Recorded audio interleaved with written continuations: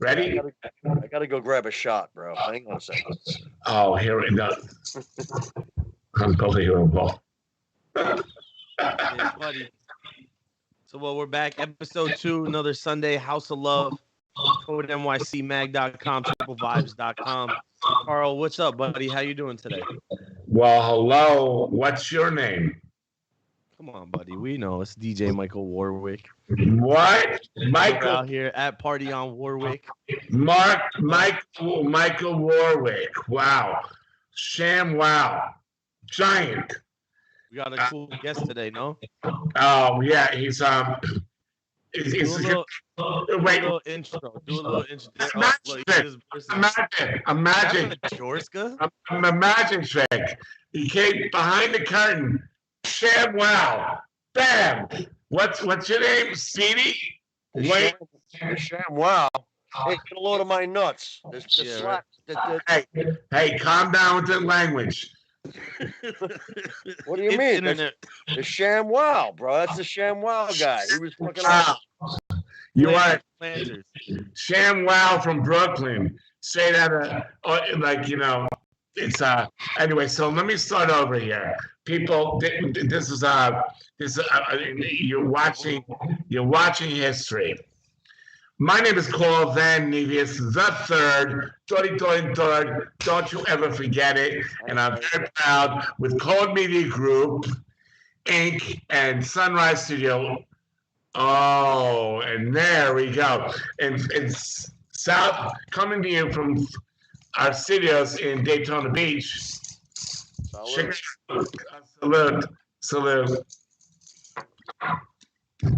That said, got a little UFO lava lamp. Nice, bro. Hey, Super Bowl Sunday. You're drinking lava lamps. It's Super Bowl Sunday.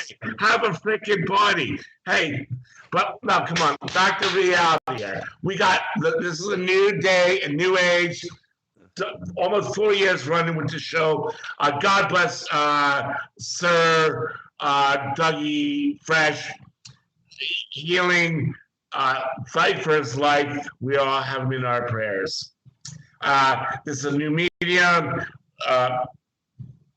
Queen Regine and all you used to do with us with the interviews. Blessings to you. But straight back to Trip. What's going on? I'm here.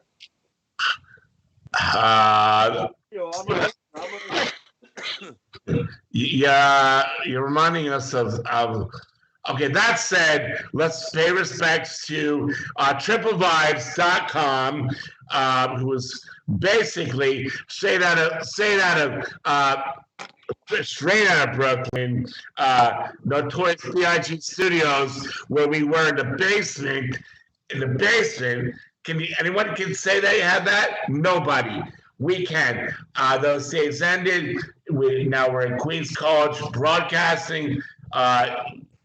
Huge bug epidemic. Everything's now Skype. No one's going anywhere. That said, I'm going to introduce Sir, the one, the only, Michael Warwick. Michael Warwick, outstanding, ridiculous, powerhouse, bigger than big, evil, more evil than evil, but has a new day now, and has grown. No, don't laugh. Don't grow. From when I met him at Space, he took it from the following 5 years. I mean, I'm flabbergasted in his growth, and all respects to you. And this guy, we're going way back. We're going way back now. Way back to the Funhouse. Back into time? 27th Street, off of 10th Avenue, New York City. Come on, 526 West 26th Street. Come on. All right. I was probably conceived in that room. Now you're like my wife. 20. Stop. I was 14. The Funhouse. If people, you don't know what Funhouse is, do your homework. That's where it all began. The garage, Funhouse, this one, St. Mark's, They were the places where it all began. Yes. FN here was part of it, and we're gonna get into try to move this fast. But what are you doing? Are you babysitting like puppies or something? Oh, buddy. All right, okay. That said, put the Funhouse logo. Right there. All right, logos down. Can we get back to? I didn't tell How you. that all start? Way back.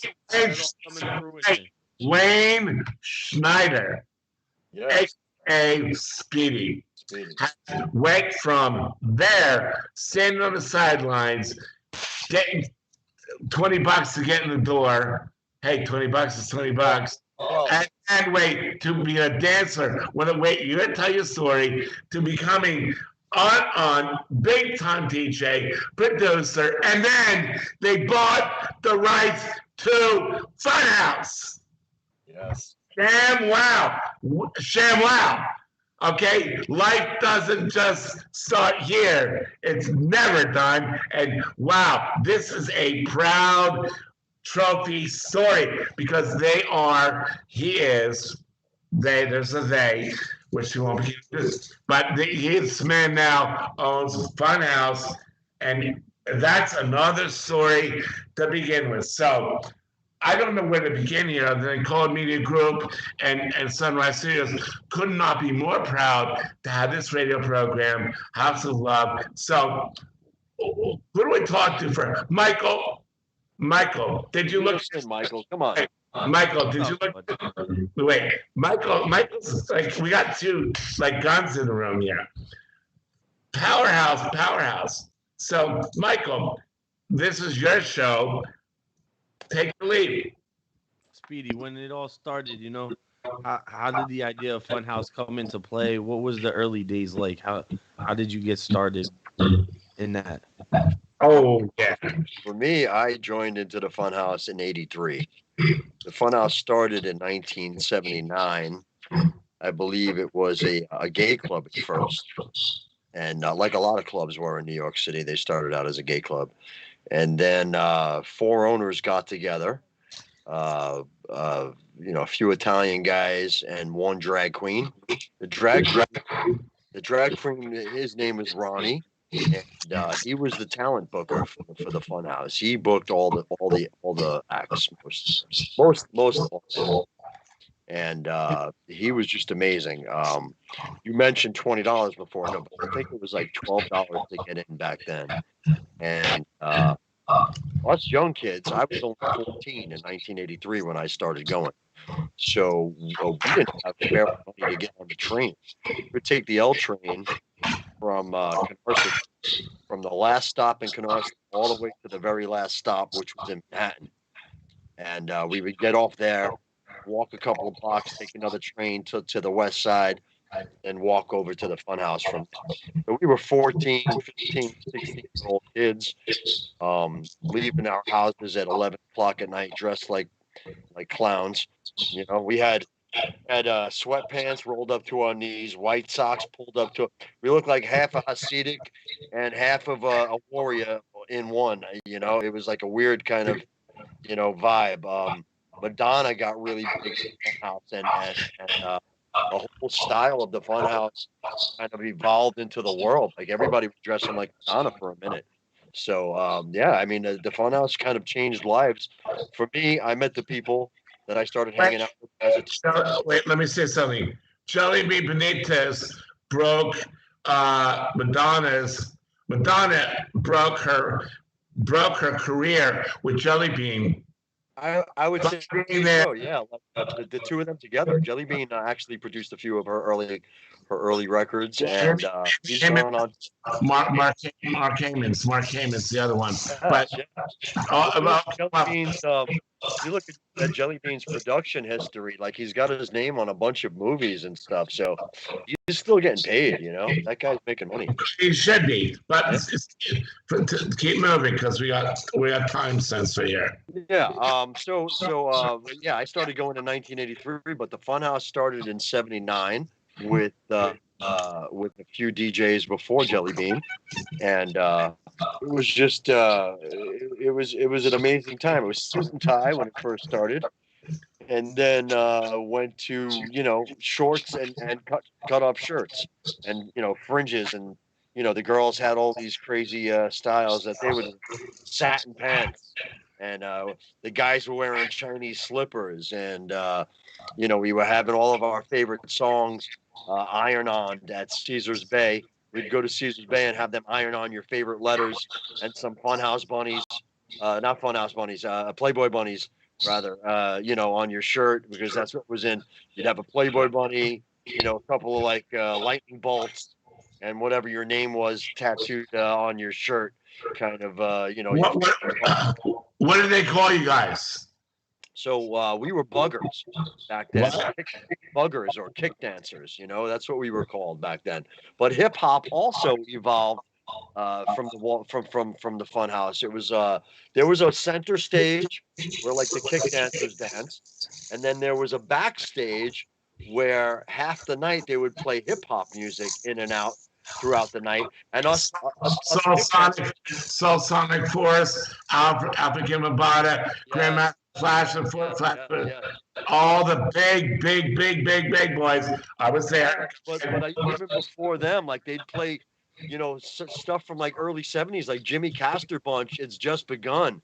Would kill it on the backstage, and you'd see dancing and breakdancing like you've never seen before. It was just, some kids were doing windmills and back kicks. Breakdancing was beginning on that back side of the stage. Yes. Well, just like we call house music, when we were going to the Funhouse, we were going there every week to listen to house music. We didn't call it Funhouse music. We called it, where were you going? We're going to the house.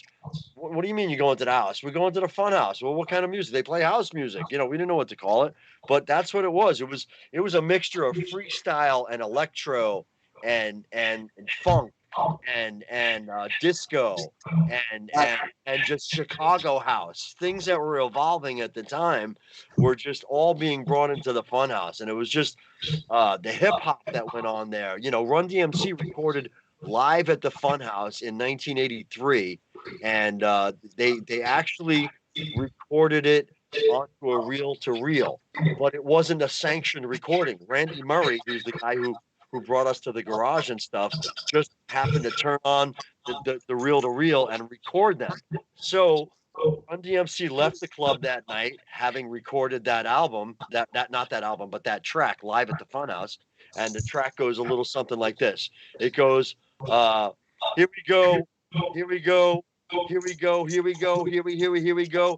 DMC and DJ Run. Dum diddy dum diddy diddy dum dum. We're rocking on the mic, and if you know where we're from, dum diddy dum diddy diddy dum dum. So anyway, he recorded that night, and for the next 6 months, he played it at the Funhouse, and the thing became a hit. So Run DMC came back to the Funhouse and actually bought the rights from Randy Murray, and he lived off of that for the next couple of years. But, wait, I gotta pause you. Yeah. Milk is chilling. I am illin. What else can I say? Top billing. Now I gotta pause. We gotta share time here. Michael, pretty cool. Where were you at that time? In my father's nutsack. Baby. Now, flash forward to where you discovered what we're talking about. Yeah, it's pretty interesting, actually. Like you say, taking the train and the clothes. And I can remember, I'm from Newark, so hopping on Penn Station, taking that all the way up to 32nd, and then walking like 10 blocks, 15 blocks to Pasha, which was the Sound Factory. But my days, it was Pasha. Yeah. Right. Yeah. And it's interesting because when I was younger, it was like more about trendy clothing and Le Tigre and wearing like rolled up jeans and spiked sneakers. And then now it's more like suit and tie, VIP. You really don't get that warehouse rave vibe, especially in New York City anymore. But it's cool to see that things, No, you're pretty much the same throughout the generations. It's just done your with different influence. What did that do to you when you walk down that street, getting out of Penn Station and getting in there and getting in line and walking that club and Pasha, Sound Factory, Twilo, the same thing is so Funhouse was the birth of what Sound Factory, Twilo, and Pasha became, as well as Space. Well, I actually come from a generation of clubbers too. So my mom, she was Funhouse, Tunnel, Limelight type. My grandmother was going to like Studio 54, stuff like that. So I went to Studio 54, Palladium, the Garage, Red Zone, 1018, Mars, Webster Hall. You know, and there's also like a lot of legendary clubs out here in Jersey too. So yeah, I saw that surf last club, time. stuff like I want his impression how it changed your life walking into those rooms at 18 or 19 or wherever you were. Well, at 18, bro, at 18, 19, I knew at 10 years old that I was going to be a DJ, 9 years old. All right. There was a store by Blockbuster. They were selling house music. I was addicted the first time I heard it. What was the name of the store? It was just a record store right next to Blockbuster on Ferry Street in Newark. And they would always have the hottest like hip hop and we were Vinyl Mania and now we were CD. I started DJing on CD in Manhattan. That's where our joints, bro. Wait, where? 34th Street and what? 8th Avenue? No, we were down in Carmine Street. Carmine Street, yeah. Yeah. Charles. Go ahead. Charles. We all know the vibe. So I'm trying to move fast here because we only got 15 more minutes to go. So it's that first walk in and you're addicted to it. You're like, what is going on here? It's the vibes, man. It's empowering. Tell me I'm wrong. It changed my life. I'm not even going to get into my story. Well, who were some of the Speedy? Who were some of the DJs that were performing that, like, when you were first starting to get into it, that kind of pushed you to get into it yourself? Who were the people that you were looking up to musically at the time? Yeah, so Jelly Bean was a god in the Funhouse. Fast forward all these years, I went to his birthday party last year at Paradise in Manhattan. So 47th Street and like Broadway, we go up there. It's free, but the drinks are like $18 a piece. But so anyway, so welcome to New York. That's free. Cheap. You got off cheap, buddy.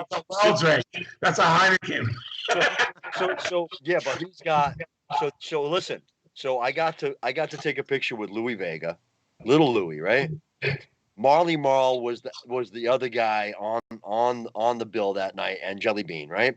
Jelly Bean the whole night while he was playing, maybe I knew like 5 songs. He blew my mind that night. Like I was used to Jelly Bean playing Funhouse music, but he played all of this awesome, just deep house and just rhythmic stuff, African, just the stuff. He had his own little percussion section. 3 guys that follow him around to all his parties. One with a clave, another guy with a snare drum, another one with a tambourine and a wood block. It was just insanity. Pause. Yes. You remember the Mexican? Chico Fernandez. Yes. Hanging on the drum. Dreams of Santa Ana. So Clayton in the Sun. The original Babe Ruth. Master. Yes. I know you guys got issues for Funhouse. We're not going to go down that road. No, we don't have to My point is, Jelly Bean Benitez with hands down. Give applause. Yes. We were Jelly Bean heads to the end. I mean, he would post like on the video screen, the letters would come across JELLYBEAN, and we would all like chant them, and then we'd all scream out Jelly Bean, and then in between stuff like that, they would show the filthiest of cartoons in the Funhouse, like the Snow White and the 7 Dwarfs, only like XXX version. It was the craziest shit we ever seen. It was some of the craziest shit I ever seen at 14 years old in my life. You can still Google those videos. They're horrible. They're horrible. But they were hysterical at the time. It was stuff that I had never seen in my life. But yeah, they were letting 14-year-old kids into the funhouse because they had lost their liquor license and they weren't allowed to sell liquor anymore. They're like, so fuck it, man. We might as well let everybody in that could pay for a ticket. The language, I can't say the F word. So blanket, So yeah, I mean, so Jelly Bean, Tony Smith is still playing for Jelly Bean, who owns the Studio 54 satellite channel on Satellite Network, and Tony Smith still does a show weekly on Thursdays at 9 p.m. for Jelly Bean on Satellite Network on Studio 54 XM. So you guys can catch his show every week. This is the 49th week of the lockdown that we've been playing a private stream in New Jersey and at my house for for ourselves. We've got Frank Bones, and we've got so many big DJs that came through. Alexander Technique is a hot techno DJ right now. That's got mixes up on the techno charts. He's doing remixes for Todd Terry and people like that. Todd Terry was yes. So yeah, we've got people coming through that have been on the show that are just old rave heads. Like while Michael was coming up, he was probably just coming up as raves were ending in New York, like the big raves. Remember Stay Free, the Stay Free parties. Yes. I mean, like a maxi pad, Stay Free maxi pads. They used to throw them under the bridges. Wait, I gotta pause you now, Michael. I'm sorry, guys, because we only have 30 minutes. No disrespect. 9 minutes left. Yes, go ahead, Michael. Michael took the ball and ran. He ran like the wind. We met him at Space, and bigger than bigger, Bullwinkle, and I'm the squirrel. And he was barking in my face. We got about 12 bottles on the table, and he was pounding. It will remind you who was playing. And I'm like, who? What? Why is this guy in my face? I don't remember it like that, but no, that was last week's episode. I remember it because you were profound, you were intelligent, and you're a gentleman. You're a gentleman. That said, we said, let's call me next week. You came to our office, said, let's get you in the game. Michael took the ball and ran. So in 4 minutes or less, since 2000, was that 15 or 16, he ran. Give us a 4-minute scenario. From there to Los Angeles, the Space Force party, and come around. Because we got to do a wrap up. Well, we did in Soho. Yeah, we started at Space, came out with a few residencies. We were at Bar 13, little things. I actually went to Fashion Week New York as a guest one year. Someone who did Triplevibes Radio with us, okay, Mr. Ralph. He actually asked me to spin a party for one of his new artists.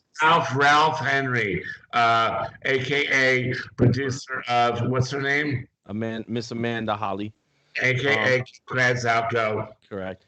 He asked me to DJ a party for one of his other artists. I pulled up 2 turntables, vinyl, set everything up. My Pioneer. The owner of the club came up to me after the party and said, that was phenomenal. I'm not really feeling the artist, but could you come back next week and do my Halloween party? All right, no problem. Came back, did the Halloween party. He said, I got something weird, but I need you to spend 6 nights a week, 10 hours a day, and we're going to do a Star Wars party. I was like, yeah, of course, That's like a salary job for a DJ. Who would say no? Turned out we got on the Thrillist, did like 1 million views in a night. Fox 5 News and ABC 7 caught wind of it. We ended up selling out 6 months, like $250,000 worth of tickets. There was a line around the block 6 nights a week. There was some managed Lower Manhattan, right? Manhattan. Soho on Lafayette Street. Actually right across the street from where AM died, but that's a different story for another day. From that, I set up this like routine where like every hour stormtroopers and would come out, and I did set up this whole like dance routine vibe and made it a whole show. So they're like, yo, that's awesome. No one's ever done that for us. It was a company, New Gold Empire. Would you mind coming out to California and doing our Austin Powers party? I said, of course. I actually hopped in my Civic like 4 months later, drove across the country with my friend and all my DJ equipment. We pulled up, started spinning 5 nights a week at the Electric Pussycat. From that, we got Adults Only, which is dope because it's a porn shop that they turned into a club. So they had all that triple X vibe type going. It was one of the biggest. It was one of the biggest parties on Sunset. Also, shout out to the Midnight Society. They're a band of like-minded people who throw after-hours parties in Hollywood. They showed me a lot of love, gave me a place to sleep, hooked me up with the ability to make some money. All right, move on. We came back. We also did LA Fashion Week while we were out there. Palm Springs Fashion Week, Coachella Fashion Week. Nice. Yeah, we decided to come back to New York City, and I've been in the studio working now since everything shut down pretty much. Bam! Freaking wow. There it is, people. There's so much. This is going in the book. What's going on? What the hell? We got 4 minutes to go. Now we're going to play your mix. Time is money, baby. Time is money. Sponsoring this show? What's happening right now? So real quick, what's the future looking like for the Funhouse for you? Are there where can we go to actually see the live stream? I don't think you gave us the link yet since we've been on. So it is at riotsound.com where my buddy has his shop, and we also stream from Facebook from the riotsound.com Facebook page, as well as our own personal pages. We also have a Usual Suspects page called The Usual Suspects. That's the big that is. We stream from that page as well, but we've only got under 1,000 followers so far because we just started it. And so, we don't stream from that page as much because our own personal pages get more views. That's Aldo Ron Sanchez, who's an international DJ from back in the day. We've got Destro187, who's the owner of riotsound.com and a fellow DJ. We've got my Speedy, who's part owner of Funhouse and has been spinning since 1983 when I created my Atari 2600 for my first handful of records and 2 turntables and a mixer and a club. Two turntables and a microphone. Yes, and I didn't have a microphone, but I had a mixer, so that's all I needed. And then we've got a new addition to the group who's Lou Hawaii, and he's been just added to the Usual Suspects. So all of us, we play our individual kind of styles, and some play vinyl, some play digital, but either way, we bring the vibe every week. We've had on so many DJs over the past 48 weeks that it's just become like kind of an institution on Thursday nights. Fantastic. Yes. That said, people get ready because we have 3 minutes left. Yes, 2 minutes. And we're gonna drop you like it's hot. You ready? Yes. That said, Speedy, thank you so much. We appreciate having you. Carl, you're a crazy mess, but we love you. Thank you, Michael. I want to hear more about your stories, bro. I'm glad Carl brought you on so you can hear my stories. Big Wayne 69. Stop that. No Big Wayne. That's it. It's my email. Stop that, bro. This is Code Media Group, Sunrise Studios, representing Code NYC Radio on triplevibes.com. My name is Carl Van Nevius III. And that is Michael Warwick, aka the Man Monster, and this is the legend. Hey, last night I watched Snatch. Nice.